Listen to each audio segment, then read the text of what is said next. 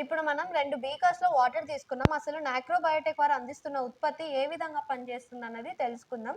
ఇప్పుడు 2 బీకర్స్‌లో వాటర్ ఇచ్చి, ఇది ఎక్స్ అనే కంపెనీ నుంచి వస్తున్న ఎరువు అనుకోండి. మీరు ఏవైతే ఎరువులు ఇస్తున్నారో, అది యూరియా గానీ, డీఏపీ గానీ, సీఎంఎస్ గానీ, మీరు ఇస్తున్న ఎరువులు ఏవైనా దానికి మన నాక్రోబయోటిక్ వారి ఉత్పత్తిని జోడించి ఉపయోగించటం వల్ల మీకు ఎలా అడ్వాంటేజ్ అవుతది?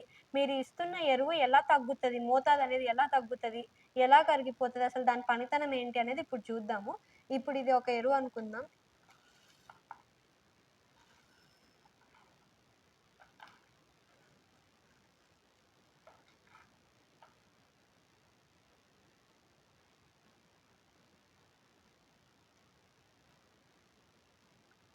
ఇప్పుడు గమనించినట్లయితే రెండిట్లో మనం ఏది యాడ్ చేయలేదు. 2 సిమిలర్‌గా ఉన్నాయి. 2 దానిలో వాటర్ ఉన్నాయి. మనం ఇచ్చిన ఎరువు ఉంది. ఇప్పుడు మనం ఒక దాంట్లో నాక్రోబయోటిక్ వారి ఉత్పత్తిని యాడ్ చేద్దాము.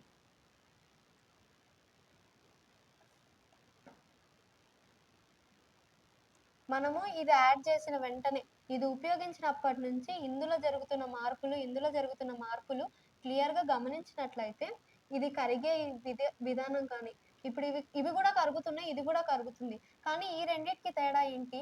ఇందులో ఏదైతే కరుగుతుందో అది తక్కువ మాత్రమే కరుగుతుంది. నిదానంగా కరుగుతుంది. కానీ ఇందులో కరగడం అనేది చాలా ఫాస్ట్‌గా అవుతుంది. అండ్ ఆక్సిజన్ ఎవల్యూషన్ గూడా మీరు క్లియర్‌గా అబ్జర్వ్ చేయొచ్చు.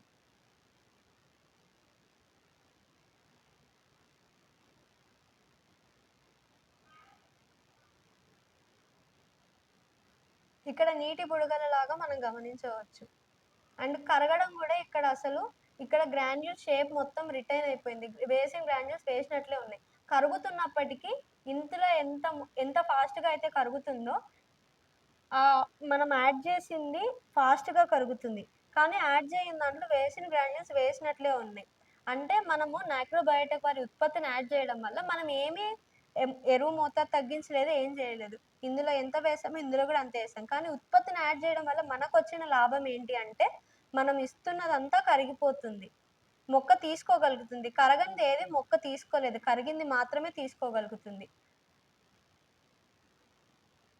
నీటి బుడగలు గమనించవచ్చు. అట్లాగే ఇది మొత్తం కరిగిపోతుంది. అసలెక్కడ గూడా కరగకుండా లేదు. కానీ మనము ఇది యాడ్ చేయకుండా ఉన్నదైతే గ్రాన్యూల్స్ అనేవి క్లియర్‌గా కనిపిస్తున్నాయి. అసలవి కరిగినప్పటికీ కొద్దిగా మాత్రమే కరుగుతున్నాయి.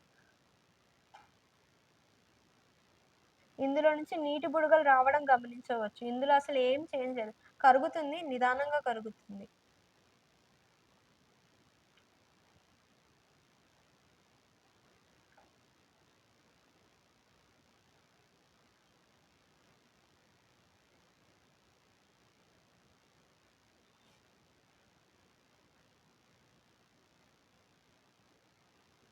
ఇక్కడ మనం గమనించవచ్చు గ్రాన్యూల్స్ అయితే అట్లాగే ఉన్నాయి. కానీ ఇక్కడ గ్రాన్యూల్స్ ఏమీ లేవు.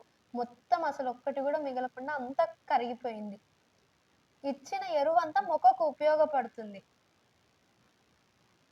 ఇందులో మనం వేసిన వాటిలో ఒక 10% నుంచి 20% మాత్రమే కరిగిపోయినాయి. అది మాత్రమే మొక్క తీసుకుంటుంది. మిగతాదంతా వృధా అయిపోయింది. మిగిలిన 80% నుంచి 90% వరకు మనం ఇచ్చిన ఎరువంతా వృధానే. అది మొక్క తీసుకోలేదు. నేలలో అది ఎక్కువ ఉండి నేలను కలుషితం చేసేస్తుంది.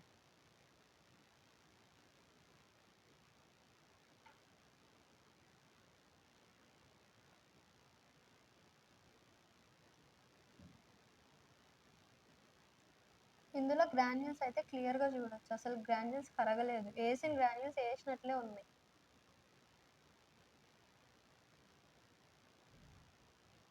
ఇప్పుడు మనం తీసుకుంటే వేసిన దాంట్లో 10% గ్రాన్యూల్స్ కరిగినాయి. మిగతా గ్రాన్యూల్స్ అన్నీ అలాగే ఉండిపోయినాయి.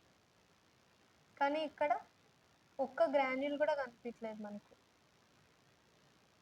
మనం ఇచ్చిన ఎరువు యొక్క సాల్యుబిలిటీ పెరిగింది.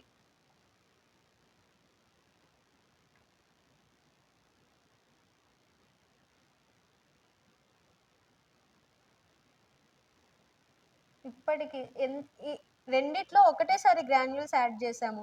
కానీ మన ఉత్పత్తిని జోడించటం వల్ల ఇందులో సాల్యుబిలిటీ పెరిగింది. వాటర్ మీరెక్కడ తీసుకున్నా మనం దాన్ని గమనించవచ్చు. ఇప్పుడు ఇక్కడ తీసుకుంటే ఇక్కడ క్లియర్ వాటర్ ఉన్నాయి. అంటే ఇందులో ఎరువు కలవలేదు. కాబట్టి మొక్క తీసుకోలేదు. కిందేమో వేసింది వేసినట్లే ఉంది.